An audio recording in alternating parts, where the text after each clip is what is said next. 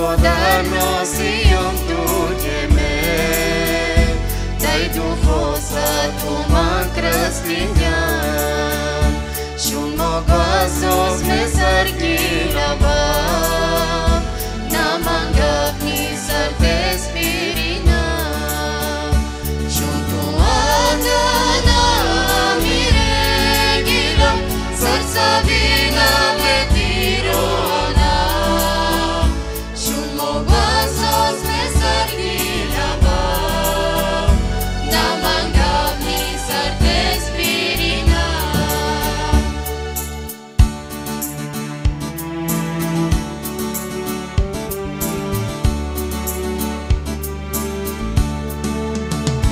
Šunen manso penaltu mengem, dai contrasto sa mengemula, amare beze catulela, dai o greco via tu prostinga, šuntu akana miregila, sarsavina metirona, šumo glasos me sargilava, namangavni sarte spirina, šuntu akana miregila, sarsavina metirona, šumo glasos me sargilava, namangavni sarte spirina,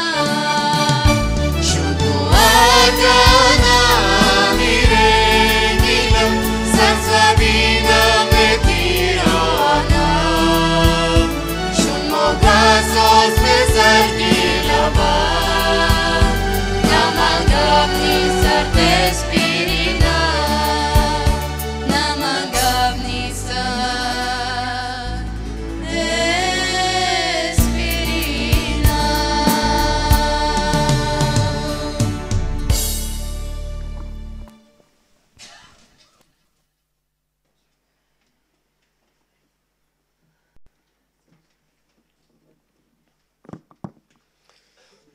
Здравейте, казвам на всички и тази вечер. Бих искал в едно трудно време, изпълнено с най-различни специфични проблеми в живота ни, да погледнем една дълбока истина. Една истина, която може би е готова да преобрази нашия живот, нашия мироглед за живота. И в същото време е една дълбока истина, която трябва да възприемем и да признаем.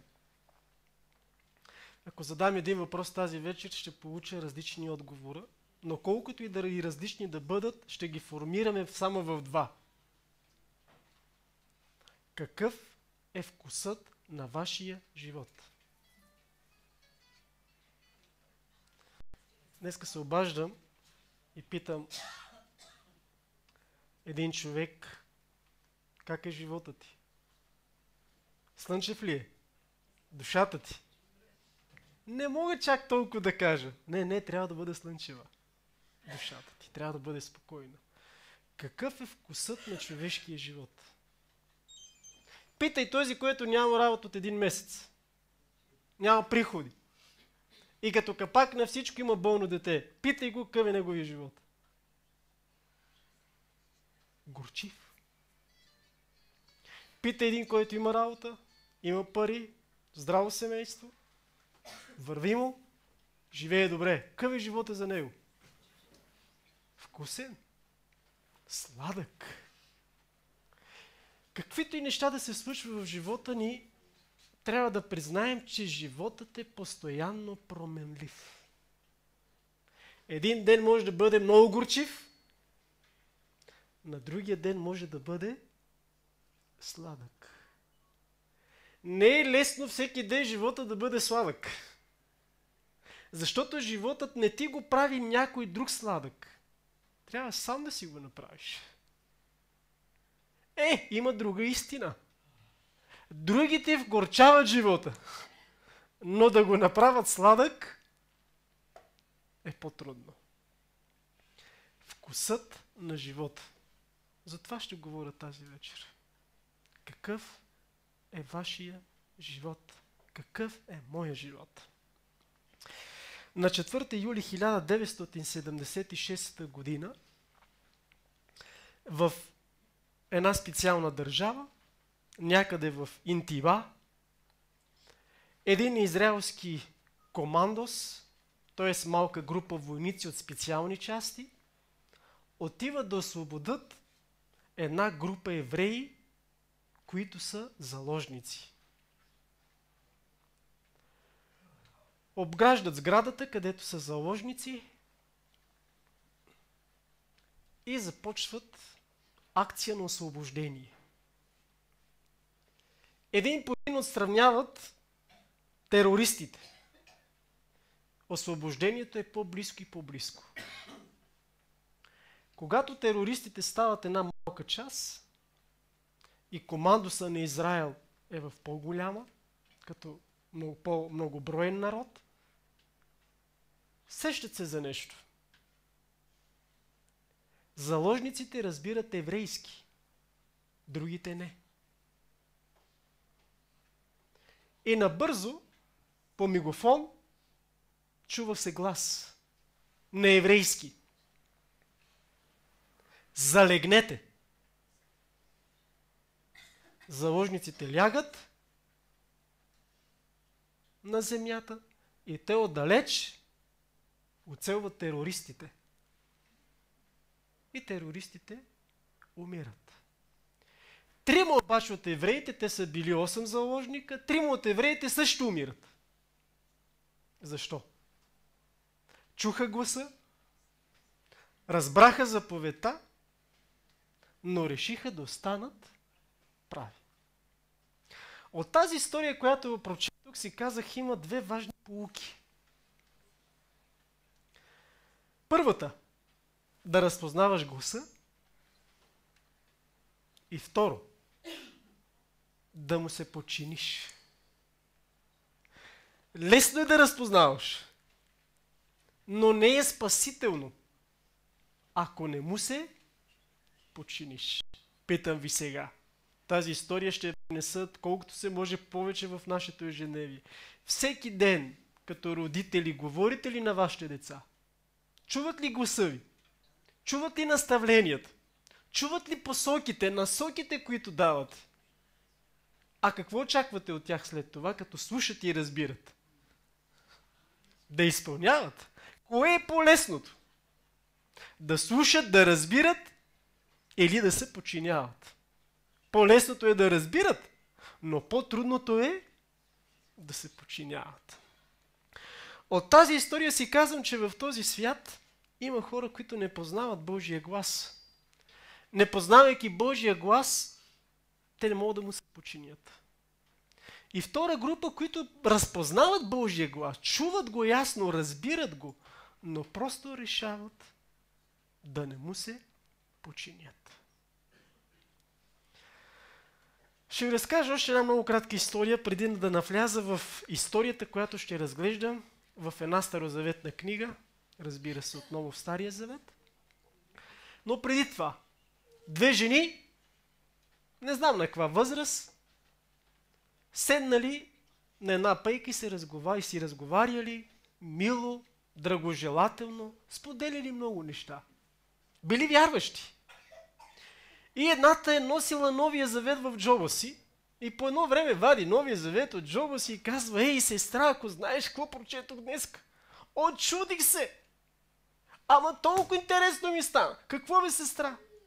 Прочетох, че Исус отиде в ада. И другата се хвана за главата. Къде го прочете това, че Исус отиде в ада? Не бе, сестра, каза другата. Спокойно. Отиде в ада, за да отмени нашата резервация, която си направихме там. Така ли рекла другата? Сега съм по-спокойна. Казвам си, в този разговор има ли истина? Христос трябваше да влезе в преизподната, в дълбочините на смъртта, за да изкупи човешкия живот. И човекът да има правото не да умре, а да живее. И чрез смъртта на Христос човекът има правото дори по закон да претендира за живот вместо смърт. Човекът с право може да иска да живее чрез вяра в Христос, а не да вкуси смърт. Тези две истории ме накараха да помисля в много насоки. И разглеждайки една специална история в Стария Завет, записана в Изход, 15 глава, от 22 стих до 27 чета.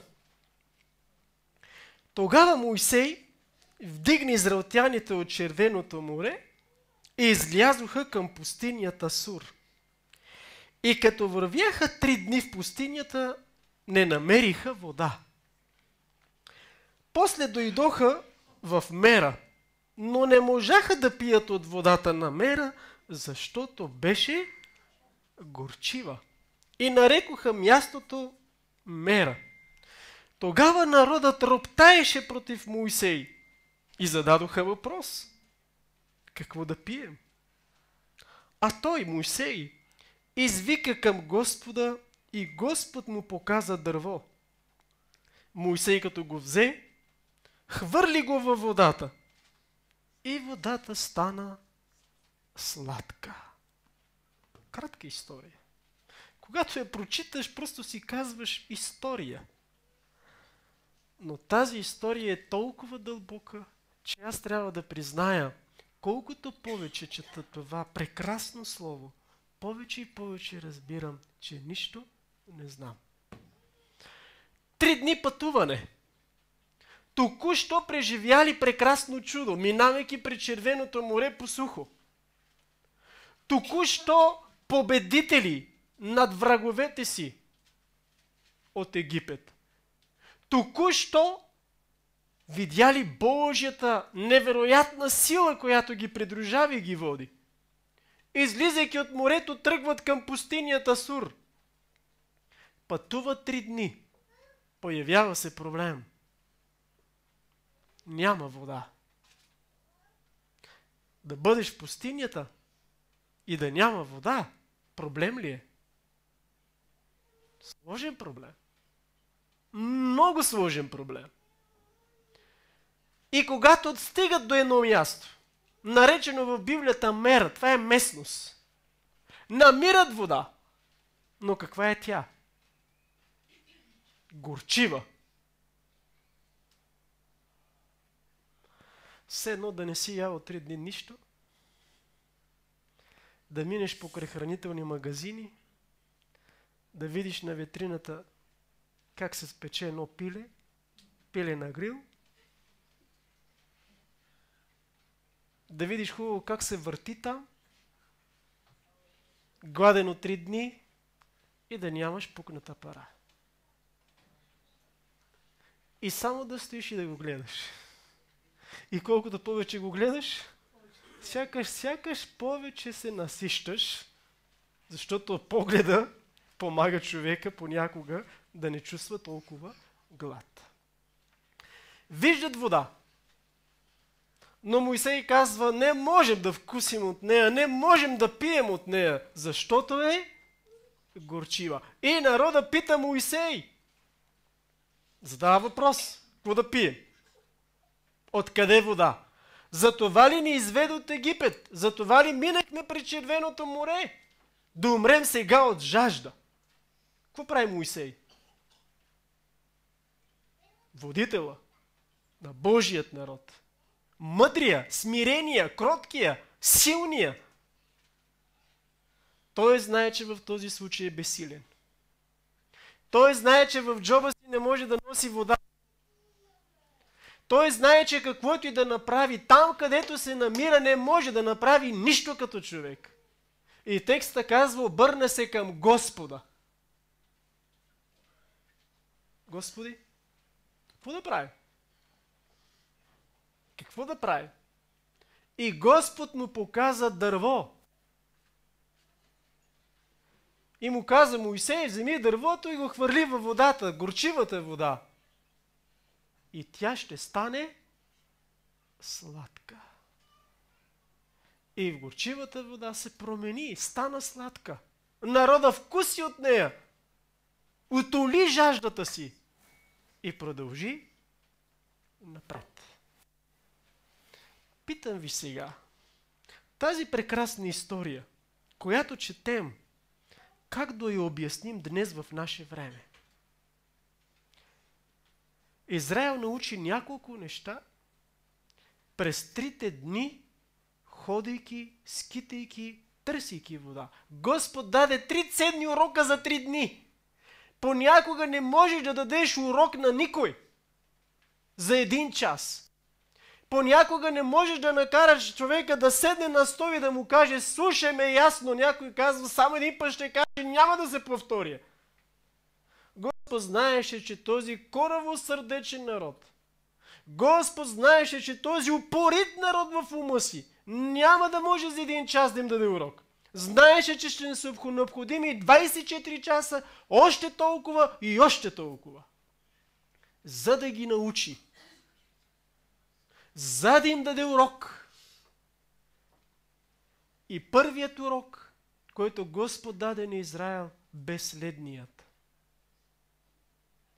Ако аз ви изведох из египетската земя, ако вие останахте живи, минахте през Червеното море по моя сила и милост и благодат, решавайки мен да следвате, не означава, че животът ви ще бъде само сладък, не означава, че пътят ви ще бъде обсипан с цветя и не означава, че някой ще ви пее песен, докато заспите.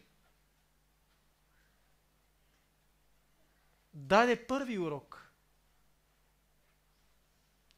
Аз, Господ, който ви водя, няма да ви променя живота само в добро, сякаш ще извънземни не от този свят. Защото докато носите греха вътре в себе си, ще преживеете горчивините на този свят. И когато вкусите горчивините на този свят, ще осъзнаете, че имате нужда от мен. И в нуждата си ще извикате към мен. И само аз, Господ, мога да променя вкуса на вашия живот. От горчив да го направя сладък. Първи урок.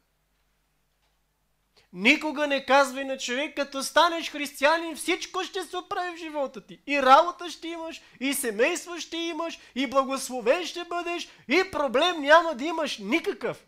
Никога не дей кажи това. Бог не го говори никъде. Бог обещава друго. Ще минеш през горчивите води.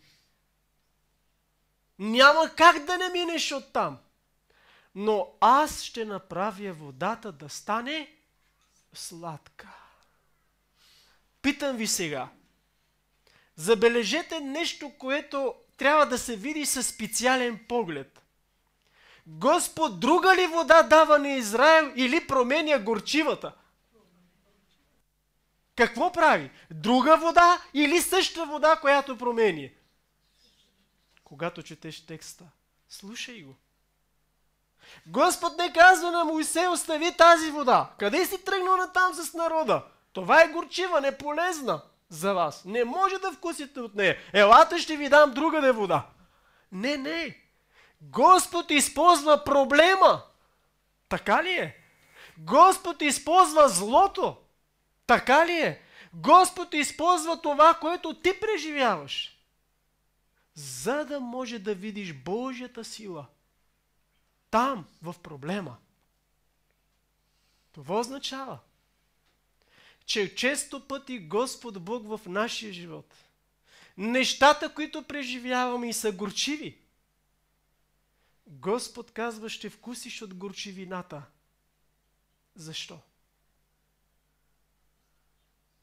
Да видиш колко е горчиво горчивото, да го намразиш, вкусейки, да се откажеш и да търсиш сладкото. И сладкото ще го даде някой друг. Но същото сладкото, което Господ Бог дава, не е друго. То променя. Тоест, ето го текста, който бива цитиран в Библията. Всяко зло въздейства. Знаете ли по оригиналния превод как? Всяко зло произвежда добро. Произвежда добро. Променя ли се всичко? Всяко зло произвежда. Създава добро, но злото го прави. И кое е злото? Не Господ го създаде. Той съществува, той го има, но ти минаваш през него, вкусваш от него. И Господ го използва, за да може да направи живота ти сладък. Питам ви сега. Горчив ли е живота ви, когато сте безработни? Горчив ли е? Горчив ли е живота ви, когато оставате без надежда? Горчив ли е живота ти, когато семейството ти се разбива? Горчив ли е живота ти, когато гледаш болно дете? Горчив ли е живота? Горчив е. Някъде е малко, някъде е много горчив живота. Господ Бог друг живот няма да даде, но иска да промени същия живот. И как Господ го прави сега? Какво използва? Просто, елементарно, но с голяма сила средство. Виж това дърво. Къде е дървото? В пустинята? В пустиня дърво? В пустинята Сур? Там да има дърво. Кой го е посадил? Какво е това дърво? Какво произвежда? Какво ражда? Круша, ябълка? Какво? Какъв плод? Или просто е дърво? И как може едно дърво да послади горчива вода? Дайте да опитаме днеска. Режем един клон от ябълковото дърво, хвърляме го в горчива вода и тя да стане сладка. Може ли? Колкото и опити да правим, няма да стане. Но Господ Бог казва на Моисей: вземи дърво. Не казва вземи камък. Този път не казва вземи жезела. Този път не казва ще изпратя ангел. Този път не казва на Моисей кажи. Казва вземи дърво. Защо дърво? Защо дърво? Не желязо, не камък, не ангел, не слово. Защо дърво? И докато мислите защо дърво, ще чуете една песен, след което ще отговоря.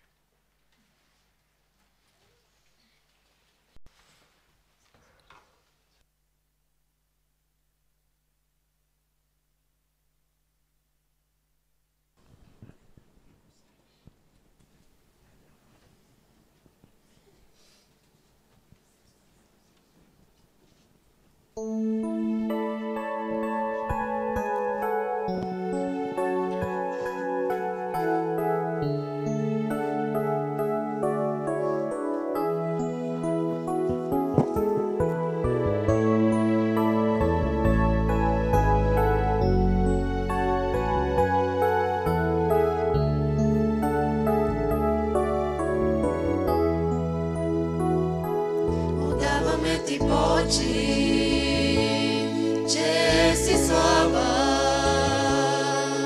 Издигаме ръце към теб, обичаме те, татко наш. Отдаваме ти почит, че си слава. Издигаме ръце към теб, обичаме те, татко наш. Велик си ти, чудеса извършваш ти, няма никой като теб, няма никой като теб. Велик си ти,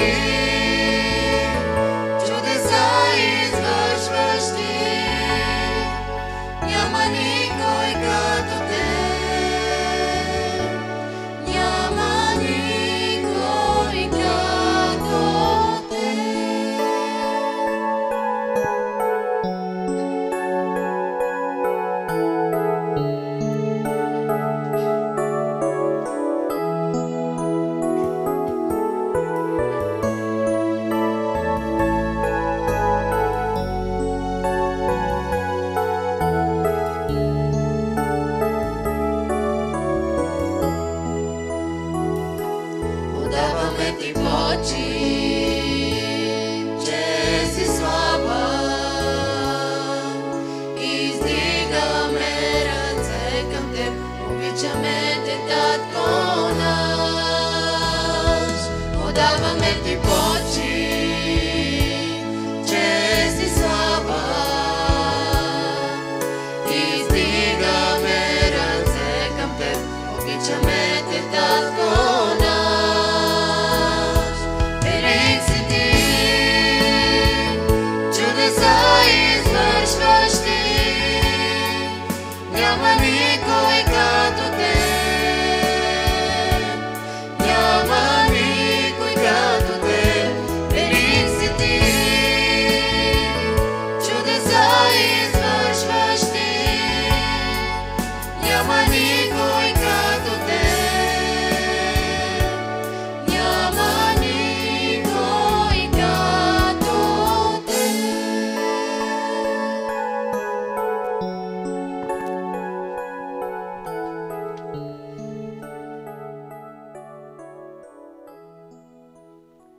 Благодаря за хубавата песен.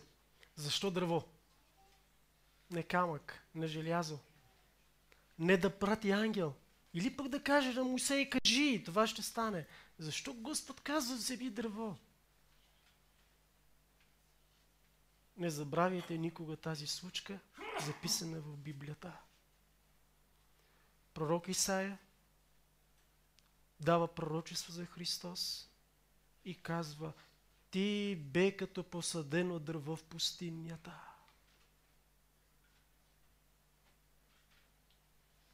Защо дърво? Дървото посочваше Христос. А още повече. Битие 3 глава, 24 стих.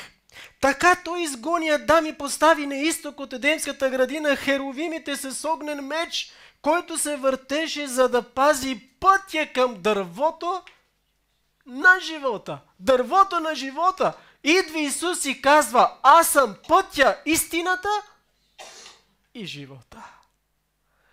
Кой направи горчивата вода сладка? Кой? Дървото? Там някъде израснало в пустинята? Не бе, хора! Не дървото притежаваше сила. Не дървото беше сладък на вкус. Дървото бе символ, облечен в символ, както по времето на целия стар еврейски народ, изпълнен с символи в живота си. Кой посади дървото? Втората истина или втори урок, който Господ Бог дава на Израел, докато те търсят вода. Без мен горчив и горчив ще бъде вашият живот. Без мен в този свят ще скитате. Ще намерите. И това, което ще намерите без Бога, какво ще бъде? Горчиво. Горчиво. И докато аз, Господ Бог, няма да се намясвам в живота ви, живота ви няма да бъде сладък. Втората истина и поука и урок, който Господ даде на Израел, през 3-дневния поход и вървеш в пустинята, Господ искаше да ги учи на зависимост. Да бъдат зависими от Бога. Питам ви, взима вашия съпруг пари, една хубава дебела заплата, идва и казва, ето жено, хвърля на масата и голямата пачка от 300 лева. Ама събра се по 5 и по 10. Изглеждат повече. Изглежда дебела. Ето жено. Тя може да каже, до тук беше, повече не ми трябваше. Чак до следващата заплата. Може ли? Вижте, факт е, че понякога ги има такива. Но въпросът е, че тя е зависима през цялото време. През целия месец той работи за кого? За да изработва. За да има какво да взима и да носи. Така че всеки ден тя е зависима. Някои хора казват една поговорка, дай Боже никога да не я казват. Вика, с него е лошо, ама без него по-лошо. Какво му е лошото, като си с него, човек? Какво е лошото, като си с нея? Бог да пази.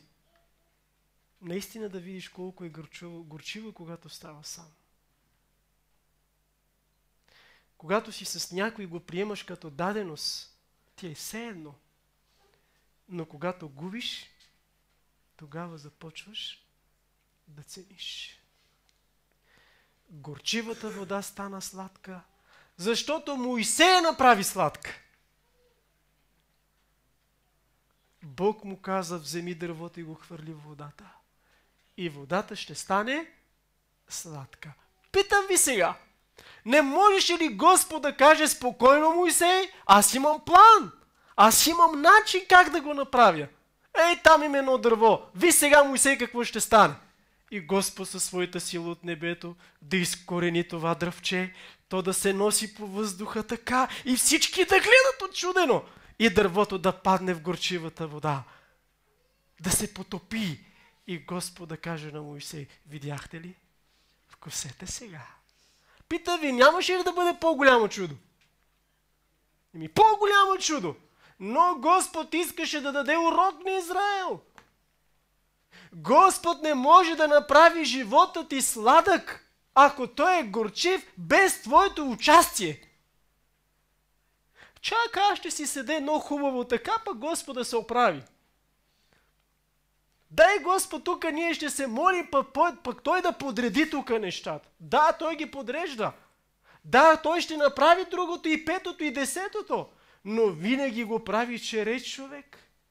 Винаги иска човека да участва, за да оцени вкусът и за да види нуждата си от Бога. Моисей изкорени дървото. Моисей го хвърли. Как трябваше да го прави с Моисей? Моисей вземи. И Моисей трябваше да отиде и да каже, щом ти казваш, взима и прави. Моисей трябваше с очите на вярата да вземе дървото. И по пътя от дървото до реката, до водата горчивата, той трябваше да ходи с вяра. Той трябваше да хвърля дървото с вяра, за да стане чудото. Докато нечи живот е горчив, казва, молете се за мен. А вярваш ли, че ще стане чудо? Без вяра няма да стане. Молете се за мен. Господ да ме избави, да ни помогне. А ти какво ще правиш? Ти какво ще правиш? Просто ще седиш? Просто ще стоиш? Не. Ако твоя живот е горчив и искаш да стане сладък, имаш участие. Какво е участието? Господ каза на Моисей, кажи на народа, понеже се грешиха и забравиха мене, затова стигнаха до горчивата вода. Кажи им да се обърнат към мен с цялото си сърце. Не можеш да оставиш нещата просто хей такава на произвола на съдбата, както за всички, така и на мене казва да стане. Не може, бе, човек. Имаш отговорност към собствения си живот. И запомнете, мили хора, животът ни е ту вкусен, ту горчив. Но не забравяйте, горчивото е част от живота. И Господ просто няма да го ритне. Господ няма с една дума да премахне горчивото, а същото горчиво ще го превърне в сладко. Ще го превърне в сладко. Никога не забравяйте. Израел научи 3 урока. По време, когато нямаха вода и търсиха, И когато намериха горчива, какво направиха? Какво направиха? Моисей! Кой е виновен? Какво да пием сега? Горчивата вода разкри истинския характер на Израел. Никога не съм очаквал, казва тази жена, така да говори. Ама като я виждах всеки път толкова нежна, кротка и тиха. Сега не беше тя. Сега не беше тя. Сякаш не беше той. Един проблем в живота ти показва какъв е характерът ти. Една малка горчива чаша вода може да покаже истината за тебе, не за другите. Горчивата вода, пред която заставаш и не можеш да вкусиш, показва Господ. Виж се на какво приличаш. Виж се какъв е твоя живот и какъв е твоя характер. Айде, какво ще правиш? И вместо Израел да каже: Моисей, къде сгрешихме? Какво направихме? Дай да оправим нещата. Те не виждаха себе си. Те питаха: Моисей, какво да правим? И вместо те да се молят, кой се моли? Моли се Моисей. И вместо Господ да прави чудо чрез Израел, прави го чрез Моисей. Питам ви сега: има ли Моисеевци във вашия живот? Животът е горчив, изпадаш в семейен проблем и казваш на някой: ела и се помоли. Ела да се помолиш в домът ми. Той е като Моисей. Той се моли вместо тебе, за тебе. Ти имаш проблем. И този човек, когато идва, той не идва сам. Той носи дърво със себе си. Той носи Христос със себе си. И когато се моли в дома ти, неговата молитва е: Боже, когато аз ще си отида, ти остани в този дом. Носи Христос, остави го в дома и проблема се оправя. Горчивата вода става сладка, защото някой е действал като Моисей. Защото някой е носил Христос в нечий дом. Важни поуки, важни истини. Питам ви сега: знаеш ли Господ, че Израел ще мине през пустинята Сур? Знаеш ли? Господ виждаше ли преди тях горчивата вода? Да. Господ години преди Израел да тръгне въобще от Египет е посадил това дръвче там, защото той е знаел в определения ден и час за какво ще бъде използвано. Преди да изпаднеш в какъвто и да е проблем, Господ вече го знае. Ще ви кажа няколко неща. Разбира се, ги казвам по принцип, но Господ знае много по-добре и Господ ще предпази всички по най-добрият начин. Преди да се разболееш, Господ вижда болестта. Но заедно с болестта вижда и лечението. Преди да изгубиш близък човек, Господ вижда скръбта. Но заедно с това вижда вярата, която ще ти даде като надежда. Преди началника да дойде и да трупа на масата и да каже: гоня те, напускай! Той го вижда. Той вижда сълзите и тъгата, която ще носиш. Но заедно с това подготвя друг човек, който да дойде при теб и да каже: ей, човече, искаш ли да дойдеш на работа?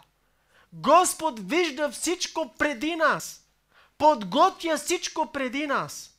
И начина, и изхода. Въпросът е: защо Господ не ги е спрял? Не може ли Господ да каже: не от тука? Там вода няма да намерите. А като намерите, аз знам къде е там, тя ще бъде горчива. Не от тук, обърнете се. Защо Господ не ги е спрял? Защото знаеше, че само в пустинята ще може да даде урок. Защото знаеше, че само тогава ще разберат неща, които по никакъв друг начин не могат да разберат. Някои хора никога не приемат Бога, докато не изпаднат в някакъв сериозен проблем. Някои хора никога не идват на църква, докато не дойде проблем в живота им. И Господ казва, това ли чакаш? Проблема? Това ли чакаш? Дойдеш, да, приемам, ела, виждам проблема. Идваш да ти посладя горчивият живот. Ще го направя. Христос казва, ще го направя. Но как? Ще използвам хора. Как? Ще трябва да се промениш. Как? Ще трябва да знаеш и да научиш една истина. Ако сега ще променя горчивата вода в сладка, утре пак ще срещнеш горчива вода. И пак ще я направя сладка. И други ден пак ще има горчива вода. И пак ще я направя сладка. До кога? Докато няма да изсъхне всичката горчива вода. А кога ще стане това? Когато Господ Бог дойде. Колко процента от планетата Земя е вода? Колко? Не е 50 на 50. 70 на 30%. Планетата Земя е във вода. Където и да отидеш, тя е горчива. Образно казано, тя е горчива. И докато Господ няма да направи ново небе и нова земя, тази вода тук ще бъде все горчива. А ти няма как да не вкусиш от нея, защото тя е тук. Тя е повече от хората. Каква истина? Копне и да дойда колкото се може по-скоро. Горчивата вода ще стане сладка. Но там някъде чака друга вода, през която ще минеш. И тя е горчива. Изпитание, проблем, страдание. Това са все горчиви неща във нашия живот. Ако трябва да преценим на проценти, кое е повече, горчивото или сладкото? Повече е горчивото, по-малкото е сладкото. Някои хора празнуват в дома си само на рождени дни. Да, тогава има празник само на рождени дни и за Нова година. А ако не са празниците, те няма да празнуват. Защото са в горчиви води. Кой ще я направи сладка? Айде сега да погледнем една истина, дълбока вътре в нас и в живота ни.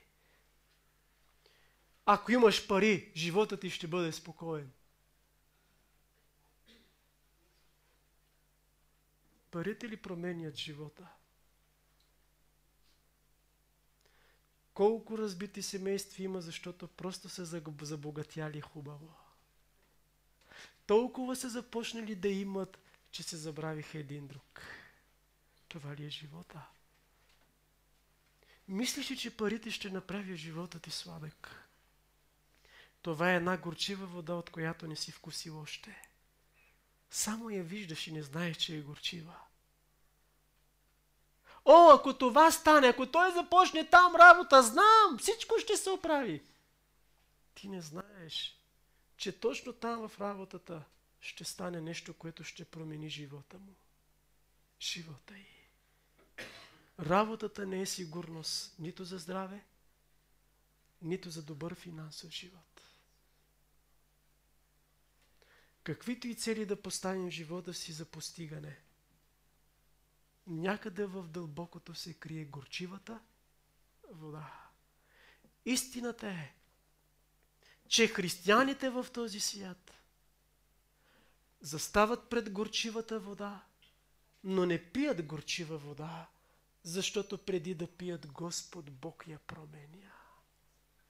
Питам ви, горчивата вода, която видя Израел, вкуси ли от нея? Вкуси ли? Ако не, как разбраха, че е горчива? Вкусиха. Разбраха, че е горчива, но Господ я промени. Истината е, мили хора, че без Христос животът ще бъде само горчива вода. С Христос горчивата вода ще стане сладка. И откъде ще знаем, че е горчива? По-малко ще опитаме от нея. По-малко, не по-много, по-малко. Колкото да видим вкуса, да вкусим. Но няма да бъде постоянно горчива. Знаеш ли, че докато ме слушаш, имаш болест в тялото ти и ти я знаеш като диагноза и си обезпокоен. Господ е приготвил едно малко дръвче, което е посадило преди 2000 години тук на земята.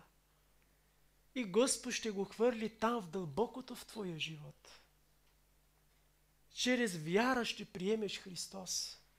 И Господ ще бъде изцелител на твоята болест. Знаеш ли, че твоят семейен живот, който е горчив, никак не е сладък. Господ иска в дома ти да посади едно дръвче. Христос. И Той в твоя дом ще промени семейният ти живот. Ти, който нямаш работа и си безработен, и се чудиш от тук нататък какво ще направиш, Господ Бог вече е определил човек, който да дойде да те потърси за работа. Даже определил сумата, от която се нуждаеш да вземеш. Докато тази вечер се питаш, имам толкова много задължения, как ще ги върна? Господ вече е видял начина. Господ вече е определил как ще върнеш и какво ще остане за тебе. Защото Господ Бог знае предварително всичко. И за това е готов горчивия живот да го превърне в сладък. Но без Христос всичко е суета на суетите. Една молитва на Моисей. Господи, какво ще правим? Даде ли изход? Не забравяйте. Една молитва във вашия живот може да промени от горчив да стане сладък. Никога не забравяйте. Само една молитва понякога е достатъчна. Едно малко дръвче е напълно достатъчно. Защото когато е посадено, расте ли? Расте. Дава ли плод? Дава и то вкусен, сладък. Никога Христос не хвърля дървото себе си просто там някъде. Той иска да го посади. И там той да расте. Да расте, да прави сянка, когато е жега. Толкова голямо да бъде, че когато нечий живот е горчив, да откъснеш от него и да дадеш на някой друг. Готов ли си живота ти от горчив да стане сладък? Искаш ли? Само Христос може да го направи. Твоите молитви, твоята вяра ще променят живота ти от горчив да стане сладък. Но никога не забравяй, приятелю, ти, който ме слушаш тази вечер, хвърленото дърво в горчивата вода променя вкуса на тази вода, но по пътя те чака друга. Когато Господ разрешава единият ти проблем, запомни, на опашка се роди някой друг. И когато Господ разреши другия проблем, някъде на опашка чака друг проблем. Не взимай Христос само веднъж. Не искай само едното. И край, всичко се оправя. По пътя на човешкия живот ще има много горчиви води. И всеки път, когато срещнеш такава вода, какво ще ти трябва? Ще ти трябва дърво, което да послади водата. Но за да вземеш това дърво, трябва да го носиш винаги със себе си. Бъди силен във вяра и когато вкусваш от горчивата вода, имай вяра и кажи: имам дръвче,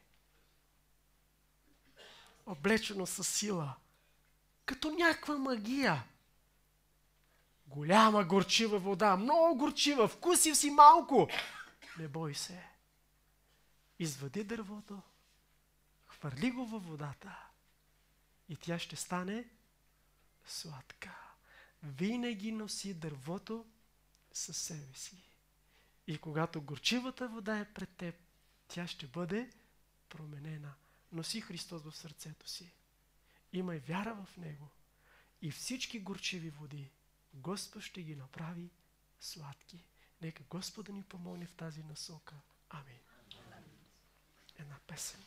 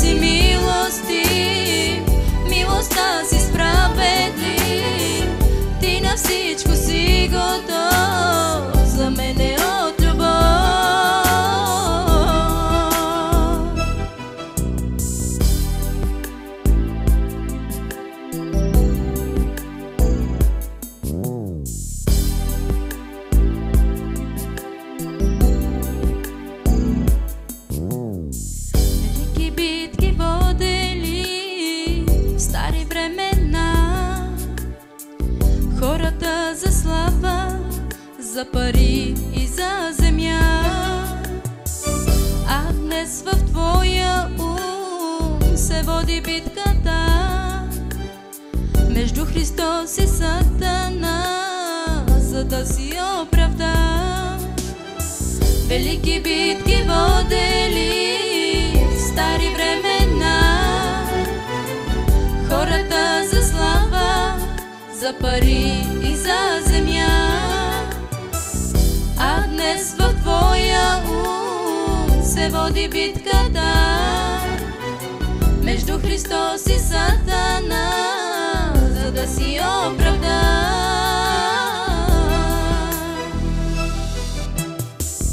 Даваш ли сърцето си, всичката си сила ти, и може ли душата ти да му благодари? Даваш ли сърцето си, всичката си сила ти, и може ли душата ти да му благодари?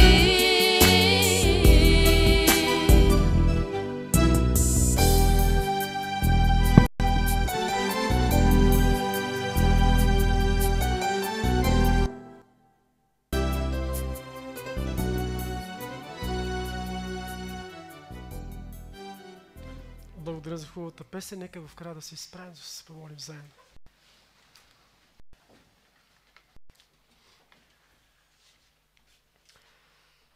Небесни Боже, отново заставаме пред Теб, за да изпросим Твоята милост и благодат в живота си. Правим едно дълбоко в сърцата си признание пред Теб за това, че животът ни е горчив, за това, че далеч и отделени от Теб не можем да вкусим от един истински живот, изпълнен с наслада, изпълнен с любов, с радост и с щастие. Татко Небесни, може би тук тази вечер някой изпил една горчива чаша вода в живота си. Моли се от сърце следващата вода да бъде сладка. Затова те моля от сърце тази вечер, послади живота на всички с Твоето присъствие. Ние знаем, че докато сме в този свят, ще преживеем горчивини в живота си, но Ти благодарим за това, че всичко, което допускаш, чрез него, чрез злото, ще се задеш добро в нас. Ще покажеш характера ни какъв е, ще го промениш и ще го направиш угоден и полезен, както за Теб, така и за нас. Затова те моля тази вечер да благословиш всички семейства, които имат семейни проблеми. Бъди посадено дърво в домовете им. Моля те, мили Боже, за всички болни. И там в живота и в сърцата им бъди посадено дърво, което ще бъде за тяхно изцеление. Мили Боже, моля те от сърце, посочи правия път и отвори вратата на тези, които са без работа. Небесни Отче, моля те от сърце, Ти, който виждаш, Ти, който чуваш, Ти, който си навсякъде, пази, закрили нашите роднини, родители и приятели в чужбина. Запази живота им, запази семействата им. Помоли да се преберат един ден в родината си живи и здрави. Моля те, Татко Небесни, тази вечер да погледне с милост и да отвориш отробата на тези, които молят за рожба. Мили Боже, нечии сърца са изпълнени с тъга, с скръб, защото имат болни деца в домовете си. Очакват чудо. Очакват Твоя намяса, Боже. Моля те да отговориш на техните молитви. Бъди Господ, бъди Спасител, бъди защитник, бъди изцелител на живота ни. Когато тази вечер ще си тръгнем към домовете, нека да ни обкръжава Твоята светлина. Нека да носим Твоето присъствие в домовете си. Очисти домовете ни от всяка нечиста сила. Бъди предна и задна стража в живота ни. Господи, Твоето благословение да бъде с нас, когато излизаме от домовете си. И Твоето благословение да бъде с нас, когато се връщаме в домовете си. Затова, Господи Боже, благословено да бъде името Ти. Величаем и славим Тебе, Боже, защото си сладък. Защото който вкуси от Тебе ще разбере колко си сладък. Затова те моля, бъди Господ в живота ни. Давай ни щастие, давай ни мир, давай ни прозрение, давай ни светлина, дай ни чисти сърца, с които ще бъдем полезни, докато дойдеш и ни вземеш. Всичко е суета, Боже, ако Теб те няма. Всичко в този свят идва и си отива, но Ти не се променяш. Ти си вечен и Ти оставаш. И ако ние сме скрити в Тебе, ще бъдем вечни. Моля те от сърце, мили Боже, прегърни ни тази вечер. Скри ни в Твоята правда. Скри ни дълбоко в Твоята вечност. И помогни живота Ти да бъде сладък. И всички горчивини, които ще вкусим, нека те да бъдат с мярка от Тебе. И с всяко нещо, което ще преживеем, да разберем по-дълбоко нуждата си от Тебе. Бъди ръката, която ще ни води през седмицата. Бъди светлината пред нас. И всяко нещо, което ще изречем с устата си през седмицата, да бъде подкрепено и благословено от Тебе. Моля Те, Боже, пред цялата седмица живота ни да бъде в Твоите ръце. Моля Те, Твоите благословения да бъдат в домовете ни. Моля Те, пред цялата седмица да видим и чувстваме Твоето лице и Твоето присъствие. Всичко моля единствено и само чрез Христос. Да бъде слава на триединството от сега до вечни векове. Амин. Можем да седнем за тиха молитва.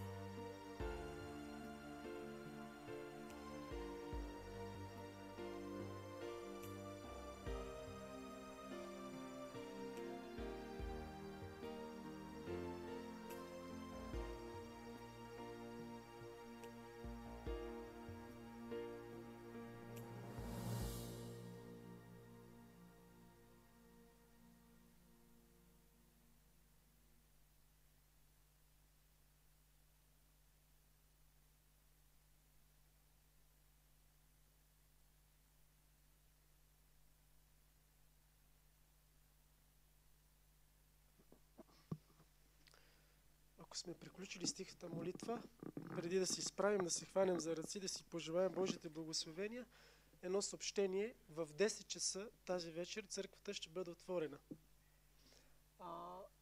С една цел. В 10 часа църквата ще бъде отворена и ще дойдем тези, които имаме нужда от молитви и от Божията помощ в живота си. Ако някой желае, може да дойде от 10 до 12, ще бъдем тук. Разбира се, ще има песни, ще има опитности и повече молитви за нуждите, които имаме, за благословение от Господа. Което желае, може да дойде в 10 до 12. Може някой да дойде за половин час, може някой да дойде за 1 час или за 2 часа. Просто това е пожелание. Нека да се изправим сега, да се хванем за ръце.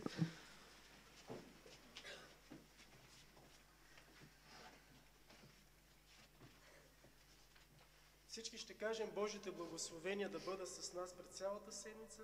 Амин. 3, 4. Божите благословения да бъдат с нас през цялата седмица. Амин. Пожелавам ви го от сърце. Господа бъде с вас.